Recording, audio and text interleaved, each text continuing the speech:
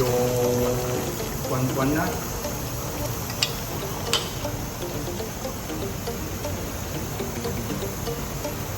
Ha! Ito na. Good morning mga kabananas. Yes, luluto ko kayo ng special na adobo. Pero naiba ito. May twist ito. Meron gata. Yung mga tinuro sa akin nung malit pa ako, natutunan ko sa lola ko nung nasa probinsya pa kami. So, tinitingnan at pinanonood ko siya nung niluluto itong adobo na to na merong gata. Pero itong buwan na to, adobo sa gata, swak na swak ito sa mga pamilya. Mura lang. Meron tayong, kung meron tayong soft bone spare ribs o kaya kasim na adobo cut, meron tayong 1 cup of soy sauce, meron tayong 1 cup of vinegar, 1 cup of gata, and 1 tablespoon of granules paminta. Meron tayong 4 na piraso na laurel at 2 pirasong sibuyas. At meron tayong tinadtad na bawang o garlic at 2 pirasong fried kamote na pandekorasyon natin.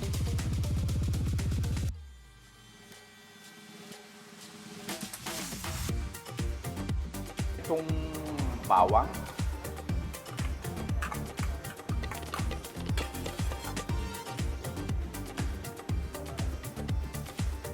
ilalagay ko na itong sibuyas. Konti lang muna dahil mamaya pandekorasyon natin yan.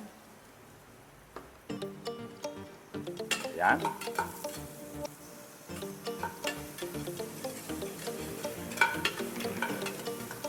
Ito kasi pressure natin. Okay. So, ilalagay na natin itong gagawing adobo.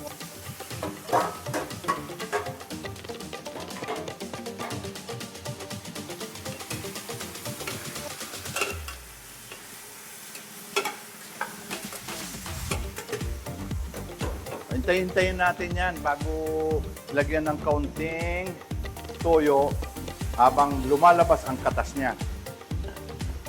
Okay. Sarap ng amoy na kaagad, oh.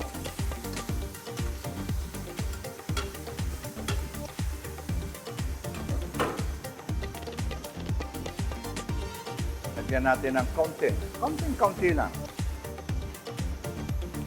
Yan. Huwag gagalawin masyado. Yan, hintayin natin yan.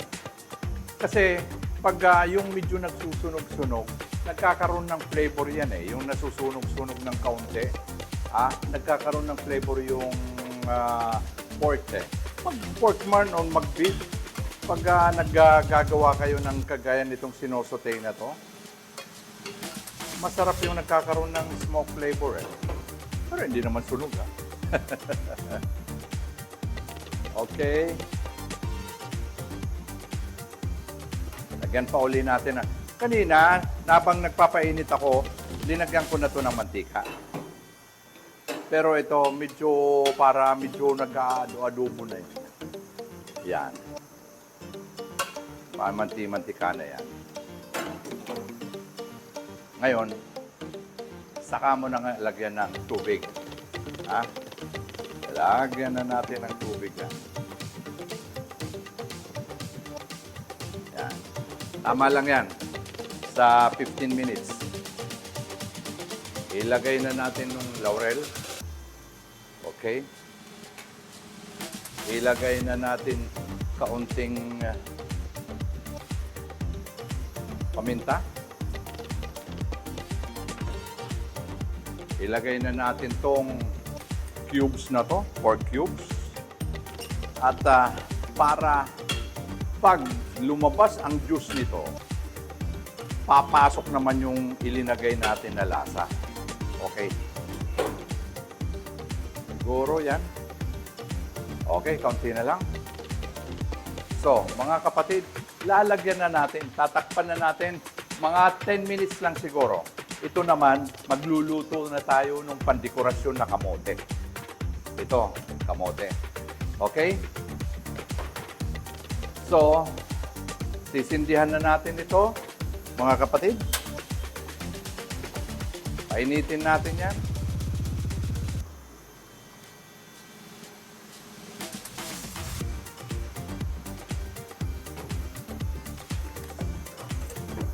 Yan. Pag nagkukusina kayo, mga kapatid, palaging punas-punas para malinis palagi ang kapaligiran natin.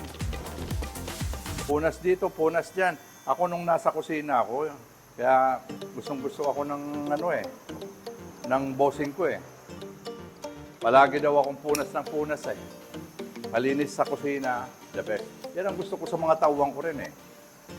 Gusto ko palaging malinis ang kusina, malinis ang kapaligiran para hindi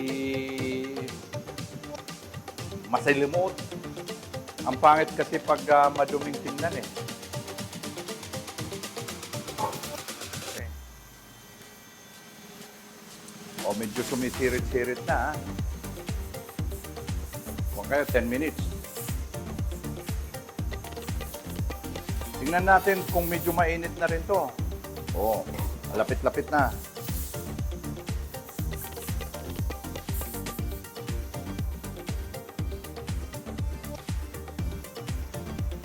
Okay.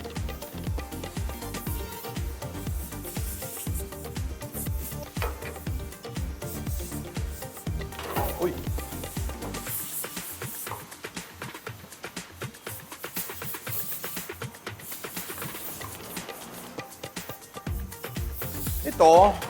Itong dekorasyon na to, kung wala kayong kamote, wag nyo ng dekorasyon. Kung meron lang kayong pandekorasyon dyan, kamote, ilagyan nyo, masarap, nakaka-attract sa mga bata to eh. Sa mga bisita, pag meron kayong, why not? Masarap naman pag, mamaya makikita ninyo kung paano natin ilalagay itong kamote. Sa ibabaw lang, masarap kasing mga pandekorasyon nito. Nung gumagawa nga ako ng ukoy, itong pinaka-the best kong kasama yung ukoy, tapos puso ng yung kamote, julienne, tapos puso ng saging, at saka malilit na hipon, kasarap. At saka isa pang ilinalagay doon sa ukoy, yung dahon ng sibuyas, yun ang nagpapabango eh. Kaya ang sarap. Ha? Okay. Yung gumawa ako ng ukoy, panoorin nyo lang. Meron na akong video ng ukoy eh.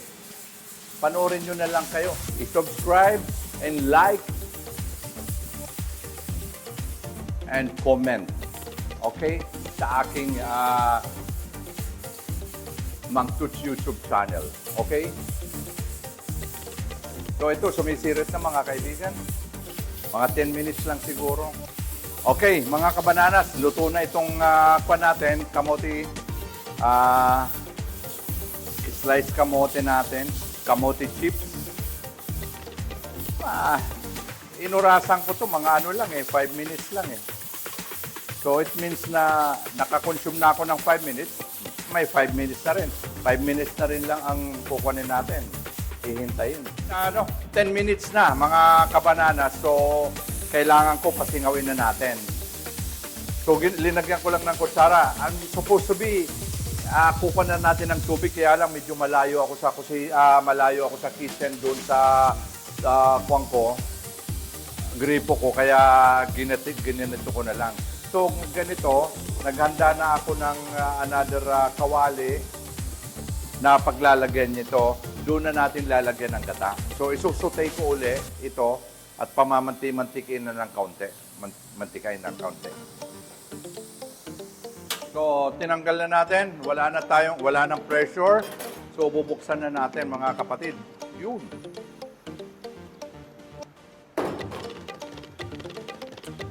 Tamang-tama. Ilalagay na natin dito. Dito na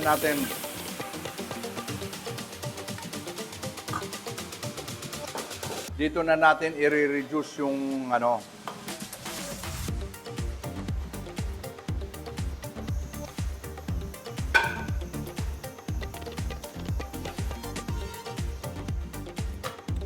Dito na natin i-reduce to.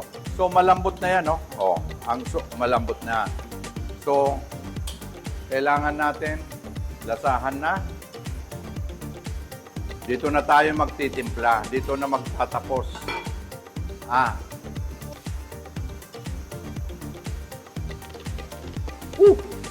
Maski hindi pa masyado marikado, masarap na kaagad, ha?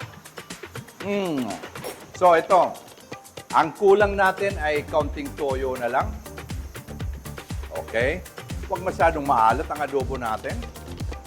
Tapos, ilalagay ko na uli itong dekorasyon natin dito.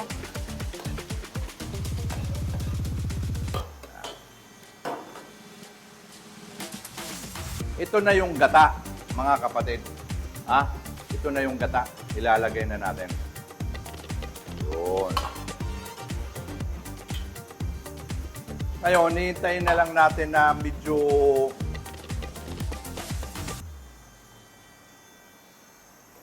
lalagyan natin ng konting yellow granules.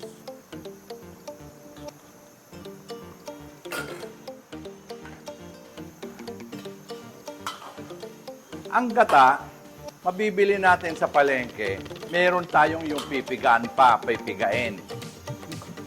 So, marunong naman yata kayo magpiga. Lalagyan nyo ng kaunting ng lukewarm doon sa palanggana, saka pipiga-pigain natin. Ganon-ganon. So, mga isang baso lang siguro. Ito, isang baso lang to eh. Isang baso lang ito, mga kabananas. So, ayan. Hintayin lang natin na medyo nagmamanti-mantika. So, palagi natin consistent na palagi natin halo-haluin para hindi magbuo yung gata. Ganyan din ang ginagawa namin sa mga ginagataan namin ng mga kagaya ng ginatang manok, mga curry, beef curry na pag linalagyan namin ng gata. Palaging hinahalo-halo mo yan para hindi mamumuo yung gata. Hintayin lang natin na kaunting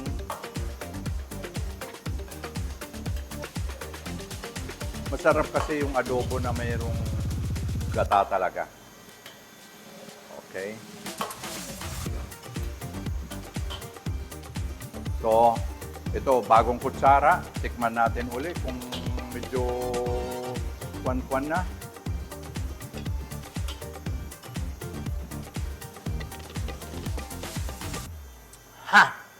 Ito na. Lasang-lasa na. Ginataang adobo sa gata. Okay. Yun na po, mga kapatid. Ilalagay na natin dito.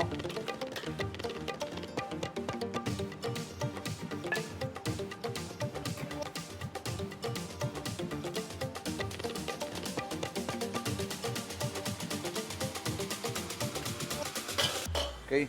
Lalagyan na natin ng dekorasyon na sili.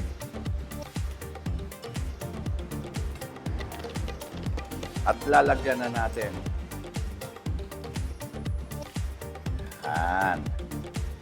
Okay. Ito na po ang adobo sa gata.